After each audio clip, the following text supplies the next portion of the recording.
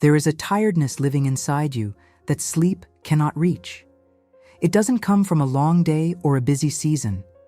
It comes from carrying responsibility internally for too long. From waking up already thinking about what decision comes next, what step matters most, what choice could shift everything. It's the exhaustion of feeling like discernment never turns off. You don't doubt God. That's not the struggle. What weighs on you is the feeling that you must choose correctly all the time, that you must listen perfectly. That one wrong step could delay something important or quietly move you out of alignment without you realizing it. So your mind stays alert, even when your body rests. You replay conversations, you analyze emotions, you question your peace. You wonder if that calm you felt was God or just temporary relief. You ask yourself if waiting longer is faith or fear, if moving now is obedience or impatience. And even when nothing looks wrong on the outside, there is a pressure building on the inside. This pressure doesn't shout, it whispers. It settles in your chest and stays there. It shows up as hesitation, overthinking, and a constant inner checking to make sure you are still walking with God the right way. From the outside, you look steady. Inside, you feel worn. Faith slowly stopped feeling like leaning and started feeling like balancing. Trust stopped feeling like rest and started feeling like vigilance. And you didn't notice when that shift happened because you were trying to be sincere. You were trying to honor God. You were trying to be careful. You don't talk about this easily because it's hard to explain. You're not angry at God. You're not distant from Him. You still pray. You still believe. You still care deeply. You're just tired of feeling responsible for holding everything together spiritually. Tired of feeling like rest might cost you direction. Tired of feeling like peace is something fragile you could lose if you relax too much. There are quiet moments, usually when everything slows down, when a question rises inside you without permission. Why does trusting God feel heavier now than it used to? Why does peace feel unstable? Why does every decision feel like it carries so much consequence? You don't doubt God's goodness. You doubt your ability to stay aligned without constant effort. Somewhere along the way, responsibility replaced rest. You began carrying clarity before God ever asked you to. You started managing outcomes internally, believing that vigilance was the price of faithfulness. You told yourself that staying alert would protect you from disappointment, from mistakes, from missing God. But that kind of faith exhausts the soul. This exhaustion does not mean you drifted away from God. It means you have been walking carefully for a long time without stopping to breathe. It means you care deeply about doing what is right. It means you are trying to honor God with your life, even when it costs you internally. There is nothing wrong with your heart. You have been strong for a long time in a quiet way. Strong enough to keep going. Strong enough to keep believing. Strong enough to keep choosing carefully. But strength without rest eventually becomes strain. And there is a question that opens everything, even if it feels uncomfortable to admit it. What if the problem isn't that you don't trust God, but that you no longer know where to rest while trusting Him? What if you've been holding tension where God intended peace? What if your soul is tired, not because you've done something wrong, but because you've been doing too much inside? What if God has not been asking you to carry this weight at all? This question does not accuse you. It invites you. Because until you face it honestly, you will keep mistaking pressure for responsibility and exhaustion for obedience. You will keep believing that tension is proof of faithfulness. And God never asked you to live that way. He has been near this entire time, watching you carry what was never meant to live in your chest. And He is ready to show you a different pace, one that does not cost you your rest. One of the heaviest weights you've been carrying is not the situation itself, but the way you've been speaking to yourself inside it. You feel tired, and almost immediately, another voice appears telling you that you shouldn't be. You feel uncertain, and something inside whispers that a person of real faith would already know what to do. You feel the need to pause, and your own thoughts accuse you of being slow, afraid, or spiritually immature. So instead of resting, you resist your own exhaustion. You try to fix it. You pray harder. You analyze more. You search your heart again and again, hoping to find the confidence you think you're supposed to have. And when that confidence doesn't come, you quietly assume something is wrong with you. But that assumption did not come from God. You were never meant to carry guilt on top of fatigue. You were never meant to feel ashamed for needing rest. The pressure you feel right now is not conviction. Conviction brings light and direction. This brings weight and confusion. Somewhere along the way, you started confusing emotional overload with spiritual failure. And that confusion has made you tense in God's presence instead of safe. You tell yourself that if your faith were stronger, you would feel calmer. That if your trust were deeper, decisions wouldn't feel so heavy. That if your relationship with God were truly mature, discernment wouldn't feel like such a burden. But what if your tiredness is not proof of weakness at all? What if it is the sign of someone who has been paying attention for too long without rest? Someone who has been trying to listen carefully, live responsibly, and honor God sincerely. There's a difference between sensitivity and strain. Sensitivity helps you hear God. Strain comes when you start believing that everything depends on you hearing perfectly every time. That belief slowly turns faith into pressure. God has never measured your faith by how calm you feel. He has never required emotional certainty before offering His presence. He has never been disappointed by your quiet prayers, your shortened words, or your moments of silence when explaining everything felt like too much. He sees the effort you don't talk about, the internal discipline, the constant checking of your motives, the desire to do the right thing even when you're tired, and He does not condemn you for it. You are not failing because you feel worn. You feel worn because you have been sincere, because you have been guarding your steps, your heart, your choices, because you care deeply about staying aligned with God. But guarding slowly turned into guarding yourself from rest. You began to believe that relaxing your grip might mean missing God, that slowing down might mean falling behind, that letting go internally could cost you something important. So you stayed tight inside, calling it responsibility. But God does not guide people through pressure. He guides them through presence. There is a difference between being still and being stuck.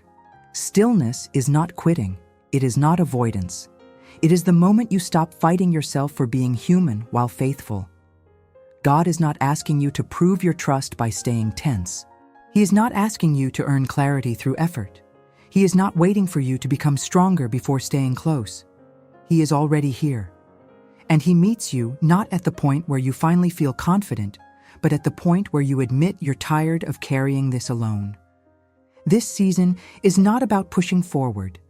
It is about learning how to stop punishing yourself for needing rest while you trust God. You don't need to solve everything to be aligned. You don't need perfect clarity to be guided. You don't need to silence every question to be loved. God is not disappointed in you. He is near you, patient, unmoved by your tiredness, willing to carry what you were never meant to hold by yourself. And until you learn how to lay that weight down, He walks with you exactly where you are. There are moments when God does not speak louder to give direction, but softer to interrupt pressure. You've been waiting for guidance to arrive as clarity, as certainty, as a sense of knowing that finally settles everything inside you. But instead, what has been meeting you is something quieter, something that touches the place where the tension has been living. Trust in the Lord with all your heart and lean not on your own understanding. These words do not arrive as a command. They arrive as recognition.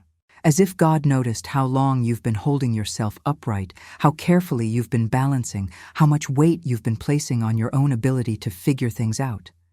You didn't intend to lean on your understanding. You didn't choose control over trust. It happened gradually, almost unnoticed, as responsibility kept increasing. Each decision mattered. Each season carried consequences. And little by little, you learned to rely on your thinking to protect you from mistakes. You trusted God, but you also monitored yourself constantly. You questioned your peace. You evaluated your motives. You replayed your prayers in your mind, wondering if you heard correctly, if you waited long enough, if you were missing something subtle. That constant inner evaluation drained you more than any circumstance ever did. God sees that hidden struggle, the one that doesn't look dramatic, the one that happens quietly in your thoughts, late at night, in moments of silence, in pauses between decisions. And He does not condemn it. He does not look at you and say you should have known better. He does not accuse you of lacking faith.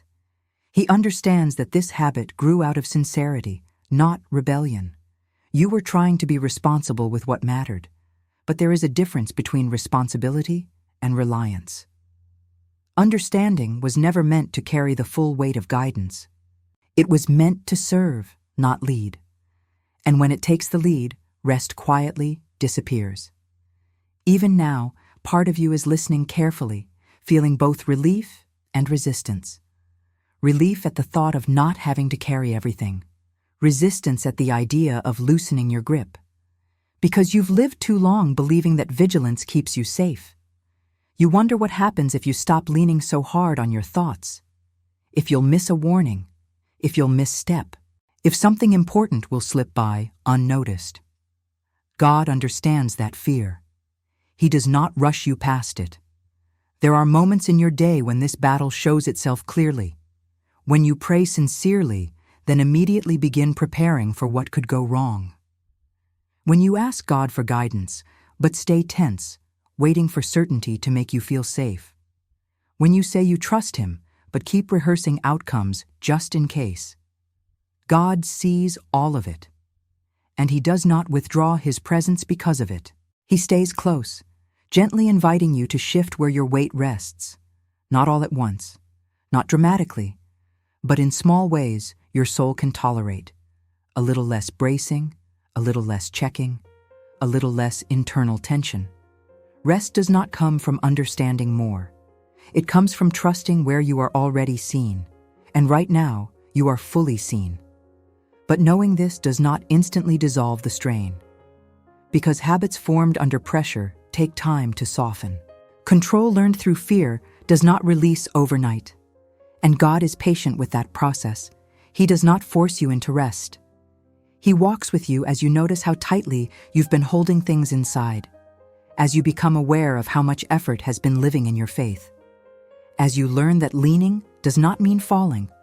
Slowly, something begins to loosen. Not because you finally figured it out, but because God never left you alone with it. And that gentle loosening is already part of His guidance. There is a struggle you rarely put into words because it doesn't look like a struggle from the outside. It looks like responsibility. It looks like wisdom. It looks like someone who cares deeply about doing the right thing. But inside, it feels like a quiet tension that never fully releases. You say you trust God, and you mean it. But at the same time, you keep a careful hold on outcomes. You plan emotionally. You prepare mentally. You rehearse possibilities before they arrive. Not because you doubt God's ability to lead you, but because you don't want to be caught unprepared if something hurts again. This is the hidden battle between surrender and control. You pray and give things to God, then pick them back up in your thoughts. You say you are at peace, but you keep scanning for signs that something might go wrong.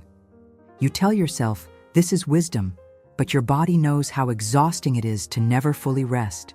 God sees this tension clearly. He sees the part of you that wants to let go and the part of you that feels unsafe doing so. And He does not condemn either one. He knows where this struggle was born. It came from moments when you trusted and the outcome still hurt. From seasons when you obeyed sincerely and things did not unfold the way you expected. From prayers that were real and answers that were delayed. So now you try to believe without risking too much. You surrender, but carefully. You stay close to God, but guard it inside. You want peace, but you're afraid of what it might cost. This does not make you faithless. It makes you human. There are moments when you feel guilty for wanting reassurance. Guilty for wishing God would make things clearer so you could stop carrying the weight of not knowing. You wonder if this desire means you lack patience or trust. God does not shame you for wanting clarity. He sees it as a longing for safety, not control. You are not trying to replace God's guidance. You are trying to protect your heart from strain. And God knows the difference. Some days, surrender feels closer, peace feels possible, you breathe easier. And then something small brings the tension back. A responsibility, a thought, a reminder of uncertainty. Suddenly, you're managing again, bracing again, preparing again. God sees that cycle, and He does not grow tired of you repeating it. Letting go is not a switch you flip once. It is a process you return to, a daily conversation between fear and trust, a slow relearning of where safety truly lives. Right now, restoration is not arriving as answers. It is arriving as awareness. Awareness of how much you've been carrying. Awareness of how tight your grip has been. Awareness that God never asked you to hold everything together this way. This awareness does not resolve the tension yet.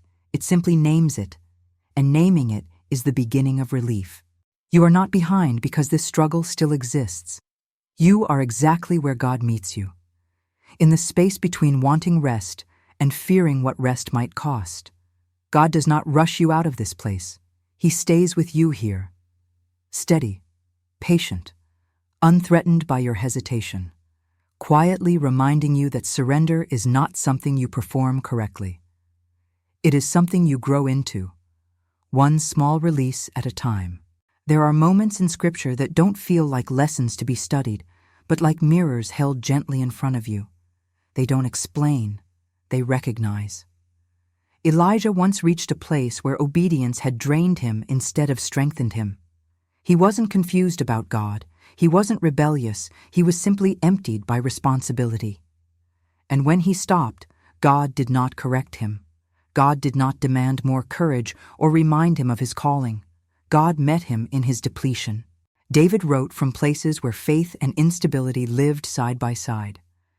He trusted God deeply, yet his inner world was often restless. His prayers carried both confidence and fear, hope and exhaustion. And God never pulled away because of that tension. He stayed close. Even Jesus withdrew.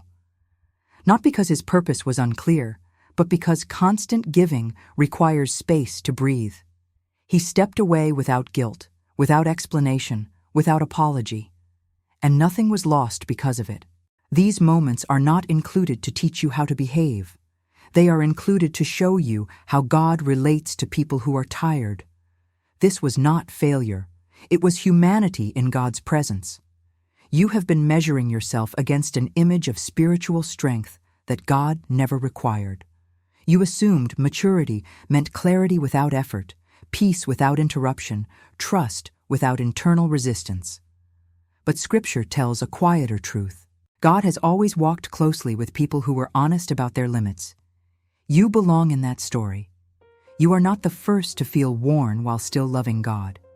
You are not the first to feel uncertain while still wanting to obey. You are not the first to need rest while remaining faithful. God does not withdraw when you are depleted. He draws nearer. There is something deeply relieving about realizing that God has never been intimidated by human weakness. He has never required constant emotional stability as proof of faith. He has always worked with people who needed rest, not just people who felt ready. This changes how you see yourself. Your tiredness is not an interruption to God's work in you. It is often the place where His care becomes most visible. When your strength ends, His presence does not.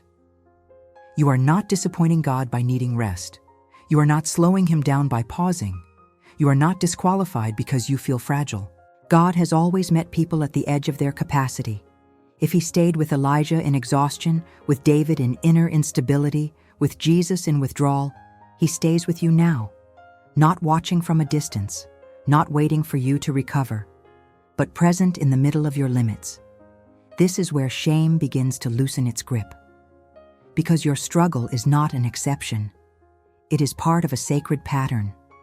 People who cared deeply. People who carried responsibility sincerely. People who had to learn how to lay it down. God has never asked you to be stronger than you are. He has never required you to hold yourself together perfectly. He has never expected uninterrupted confidence as evidence of trust. What he looks for is honesty. And you have that. Even now, something inside you recognizes this truth, not loudly, quietly, as relief, as permission, as the sense that you don't have to push past your humanity to remain close to God. You don't have to hide your tiredness to be faithful. You don't have to explain your exhaustion to earn His patience. You don't have to justify your need for rest. He already understands it, and that understanding is not distant. It is personal. It is present. It is gentle. You are not alone in this season. You are not abnormal. You are not failing. You are walking a path that many before you have walked, with the same God who met them exactly where they were. And He meets you here now, not with expectations, but with nearness. There comes a moment when the noise inside you doesn't disappear, but it stops controlling everything. Not because you forced it to be quiet, but because you stopped arguing with it. You stopped trying to think your way into peace. You notice it subtly. Your breathing slows without effort. Your body releases tension you didn't realize it was holding. The urgency that used to live in your chest loosens its grip just enough for you to feel the difference. Nothing has been solved yet. Nothing has been decided. And still, something inside you settles. This is not clarity. This is presence. For a long time, even your still moments were busy. Your mind stayed ahead of your body, scanning, preparing, staying alert. You believed that staying mentally active was a form of responsibility, even spirituality. But it left your soul constantly braced. God does not guide anxious speed. He walks at a pace the soul can survive. When the inner noise slows, you begin to sense something you couldn't hear before. Not instructions, not answers. Nearness. The quiet awareness that God is not standing somewhere in your future, waiting for you to arrive with everything figured out. He is beside you now, matching your pace, unthreatened by your slowness. This is where discomfort often shows up. Because slowing down can feel like losing control. It can feel irresponsible. You wonder if this calm means you are ignoring something important, if rest is avoidance, if quiet equals delay. But this quiet is not absence. It is safety. You don't need to monitor every thought to stay aligned with God. You don't need to stay tense to remain faithful. You don't need to rehearse every possible outcome to be responsible. God is close enough to guide you without pressure. In this slower space, you begin to realize how often you were bracing yourself internally. How rarely you allowed yourself to be present without evaluating whether you were doing it correctly. How exhausting it was to never fully relax, even in God's presence. And God does not interrupt this realization. He allows it. Because awareness is part of healing. You start to understand that rest is not something you earn after obedience. It is something you receive while learning to trust. It is not a reward waiting at the end of the path. It is the ground you are meant to walk on. You don't need to force calm. You don't need to silence every thought. You don't need to control your breathing or your emotions. You only need to stop pushing yourself forward when God is asking you to stay where you are. In this space, God is not louder. He is closer. His guidance here does not arrive as urgency. It arrives as steadiness. It does not pull you ahead. It anchors you in the present moment. You may not know the next step yet, and that is not failure. You are not lost because you are resting. You are not delayed because you are breathing. You are not disobedient because you are still. You are learning a different way of walking with God. One that does not depend on tension to stay aligned. One that does not confuse pressure with responsibility. This is where rest begins to change you quietly. Not by removing all questions, but by removing the fear attached to them. Not by giving instant direction, but by reminding you that you are not walking alone. And as this slower rhythm settles in, something stable begins to form beneath the surface. Not answers yet, not decisions yet, but steadiness. A grounded sense that whatever comes next, you will meet it accompanied, not braced. And that is enough for now. At some point, you begin to realize that what you have been asking God for all this time was not really direction. It was relief. Relief from the pressure of having to know. Relief from the fear of choosing wrong. Relief from the constant feeling that every step carried consequences you had to manage alone. You thought guidance would come as answers, clear instructions, a sense of certainty that would finally quiet everything inside you. But instead, God has been working somewhere deeper, in the place where guidance is not about information, but about alignment. Because God does not guide you primarily by telling you what to do next. He guides you by restoring how you walk. There is a reason clarity often comes after peace, not before it. When your heart is tense, everything feels urgent. Every decision feels risky. Every silence feels like absence. But when the pressure eases, your vision changes. You don't suddenly know more. You simply see more clearly. You've been asking, sometimes silently, sometimes out loud, "What should I do?" And God has been responding in a different way, saying, "Come closer." Not because your questions are wrong, but because closeness changes how those questions live inside you. When you feel near to God, decisions stop feeling like tests you must pass and start feeling like steps you can take without fear. Guidance, in God's way, is rarely about giving you the full map. It is about shaping who you are becoming as you walk. And that shaping happens best in relationship, not in pressure. You have already felt this, even if you didn't know how to explain it. On days when your heart feels calmer, choices feel lighter. Not easier, but less threatening. On days when you feel rushed inside, even small decisions feel overwhelming. That is not coincidence. That is alignment at work. God often removes pressure before He gives direction because pressure distorts hearing. When you are anxious, you listen to fear more than faith. When you are tense, you interpret silence as danger. But when you are at rest, uncertainty no longer feels like a threat. This is why rest is not the reward at the end of obedience. It is often the first step toward true guidance. You don't need to force yourself to decide faster. You don't need to demand clarity from God as proof that He is present. You don't need to chase signs to feel safe. God is not withholding direction from you. He is protecting you from making decisions while your soul is under strain. This changes how you see your season. Waiting is not wasted time. A slower pace is not disobedience. A lack of clarity is not punishment. It is often God's way of teaching you how to walk without carrying the future in your chest. You are learning that being guided by God does not mean being constantly informed. It means being continually accompanied. When you walk with someone you trust deeply, you don't need to know every turn ahead of time. You trust that adjustments will happen along the way, that pauses are allowed, that wrong turns are not disasters. God walks with you like that. He is not standing at the end of the path judging your progress. He is beside you, attentive to your pace, aware of your limits, unthreatened by your questions. You do not need to get ahead of Him. You do not need to catch up. You are already where you need to be for this moment. As this understanding settles, something shifts again. You stop asking God to show you everything. You start allowing Him to shape you quietly, daily, gently. Guidance becomes less about control and more about trust, less about certainty and more about companionship. You are not stuck. You are not behind. You are learning how to walk with God without exhausting your soul. And even now, without dramatic signs or loud direction, He is guiding you steadily, faithfully, one unpressured step at a time. Healing in this season does not arrive as a sudden shift that changes everything at once. It arrives as permission. Permission to stop demanding certainty from yourself.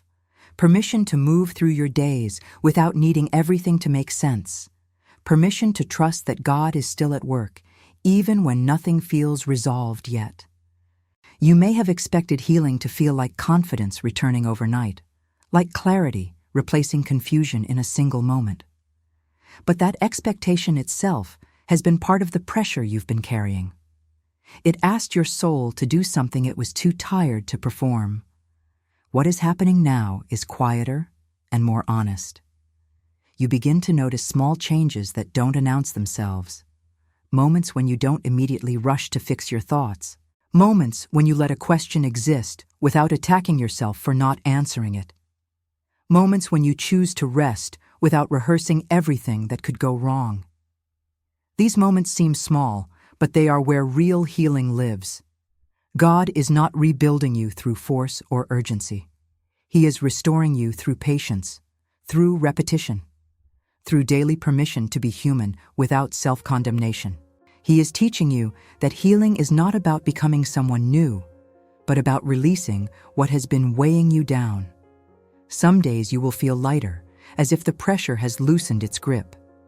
Other days, old tension will return without warning. That does not mean you are moving backward. It means you are learning. Patterns formed under pressure do not disappear instantly. They soften over time, through grace. You don't need to monitor your progress. You don't need to check whether you are healing correctly. You don't need to evaluate your faith to see if it is improving.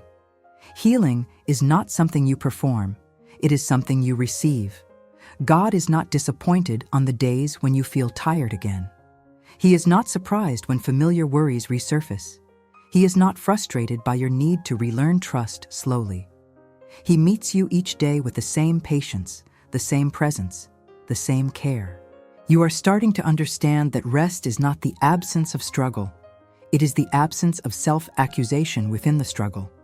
It is the ability to say, "This is where I am today," without turning that honesty into shame. And that changes how you move through life. When you stop fighting yourself, space opens for God to work gently. When you stop demanding instant clarity, wisdom has room to grow naturally. When you stop pressuring your faith, it begins to breathe again. This kind of healing does not feel dramatic. It does not make headlines. But it is real, and it lasts. It reshapes how you carry yourself, how you respond to uncertainty, how you relate to God in ordinary moments. You are not being rushed toward wholeness.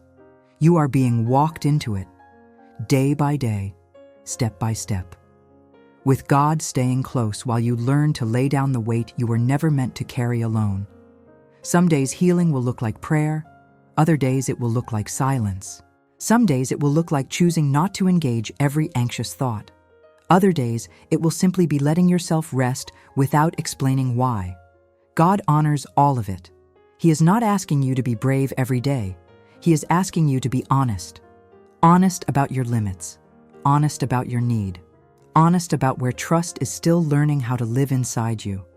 You do not need to arrive anywhere to be held by God. You do not need to finish the process to be guided. You do not need to feel healed to be safe. You are already within His care. Healing is happening not because you are doing this perfectly, but because God is patient enough to stay with you while you stop demanding perfection from yourself. And tomorrow, whatever it brings, you will be met again with the same steady presence that has carried you this far. What begins to rise in you now does not feel loud or urgent. It doesn't push you forward or demand action. It feels steady, grounded, quietly present. This is a different kind of strength than the one you learned before. Not the strength that braces itself, not the strength that prepares for impact, not the strength that stays tense just in case something goes wrong. This strength does not come from pressure. It comes from stability. You notice it when urgency no longer controls your decisions, when you don't feel the need to resolve everything immediately, when silence stops feeling dangerous and starts feeling spacious. You haven't become careless, you've become anchored. There is a calm confidence forming beneath the surface, one that doesn't need to explain itself. You trust without constantly checking yourself. You move without demanding guarantees. You pause without guilt. You are not withdrawing from life. You are engaging it without exhausting your soul. You still have questions. You still don't know every step ahead. But the fear attached to not knowing has softened. Uncertainty no longer feels like a threat you must defend against. It feels like a space God already occupies with you. This strength does not announce itself. It holds. You are learning that faith does not always feel like motion. Sometimes it feels like steadiness in the middle of uncertainty. Sometimes it feels like being supported rather than being pushed forward. God is not asking you to rise up or prove anything. He is inviting you to settle into trust that doesn't depend on constant effort. This steadiness allows you to face life without rushing your inner world. It allows you to trust God without tightening your grip. It allows you to remain open without becoming fragile. You don't feel invincible. You feel accompanied. There is a quiet assurance growing inside you, not built on outcomes, but on presence. You know that whatever unfolds, you will not face it alone. That if you need to slow down, you can. That if you need to adjust your pace, God will walk with you through it. This kind of strength is sustainable. It does not burn you out. It does not demand constant vigilance. It does not collapse when answers take longer to arrive. It rests. You are no longer driven by the need to prove your faith. You are no longer measured by how confident you appear. You are learning to trust God without performing trust for yourself or anyone else. And that brings freedom. You don't need to push yourself into the future. You don't need to hurry toward clarity. You don't need to force peace to stay. When it comes and goes, you remain grounded. You are allowed to be where you are, with the strength that comes from knowing you are not alone in it. This is not the end of your journey. It is the end of carrying it by yourself. Something inside you recognizes this now, not as a thought, but as a settled truth.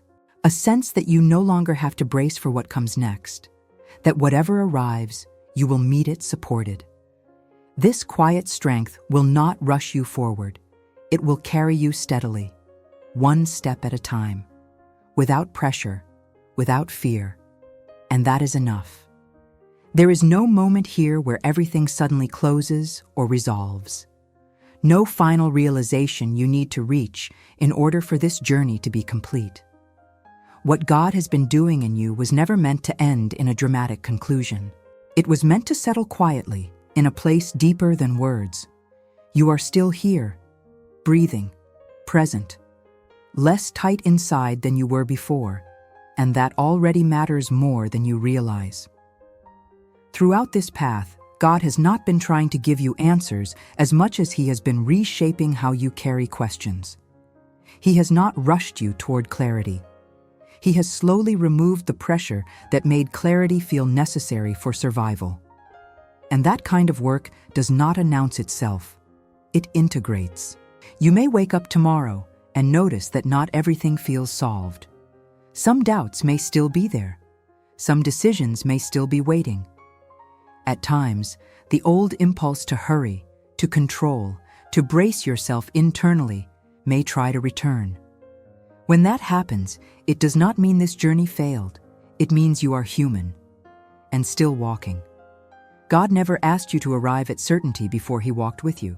He walked with you while certainty began to grow in a different way, shaped by trust instead of tension.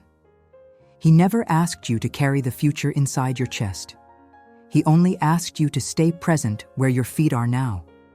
You do not need to remember every word spoken here. You do not need to hold on to this moment tightly so it does not slip away. What was meant for you has already found its place, not in your memory, but in how your inner world responds differently than it used to. There is a quiet shift that has taken place. You no longer believe that rest is weakness. You no longer believe that urgency is proof of faith. You no longer believe that slowing down disappoints God. You are learning how to walk without bruising your soul. This does not mean life will suddenly become calm or predictable. It means that when pressure rises again, you will know where to return.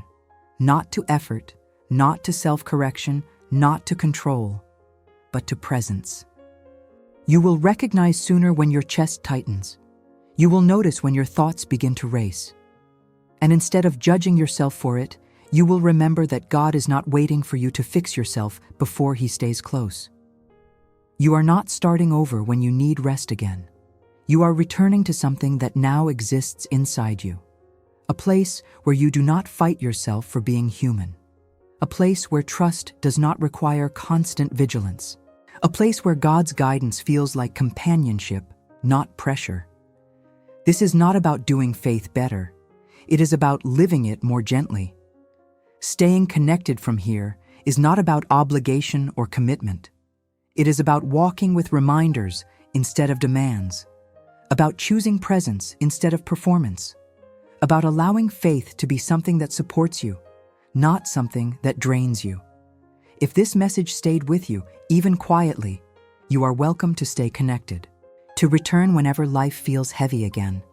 Whenever decisions begin to tighten your chest. Whenever you need to remember that you are not alone in learning this pace. Not because you must, but because sometimes faith becomes lighter when it is shared. For now, let this moment be enough.